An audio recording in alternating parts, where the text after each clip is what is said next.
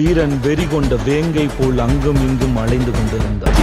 Bharat cricket ತಂಡದಿಂದ ಹೊರಗುಳಿದಿರುವ Mohammed Shami south Africa ವಿರುದ್ಧದ test ಸರಣಿಗೆ ಸಜ್ಜಾಗ್ತಿದ್ದಾರೆ. ಡಿಸೆಂಬರ್ 26ರಿಂದ ಆರಂಭವಾಗಲಿರುವ 2 ಪಂದ್ಯಗಳ ಈ ಸರಣಿಯಲ್ಲಿ ಶಮಿ ಕಾಣಿಸಿಕೊಳ್ಳುವುದು ಬಹುತೇಕ ಖಚಿತವಾಗಿದೆ.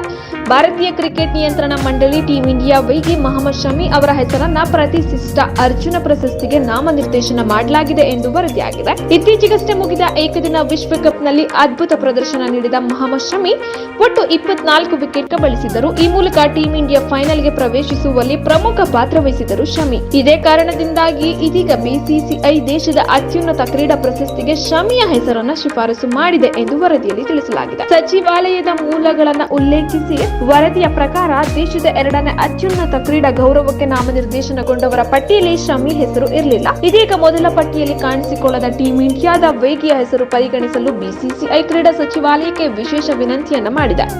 ಹೀಗಾಗಿ ಅರ್ಜುನ ಪ್ರಶಸ್ತಿ ರೇಸ್ನಲ್ಲಿ ಮೊಹಮ್ಮದ್ ಶಮಿ ಹೆಸರು ಸೇರ್ಪಡೆಯಾಗಲಿದೆ ಎಂದು ವರದಿಯಾಗಿದೆ.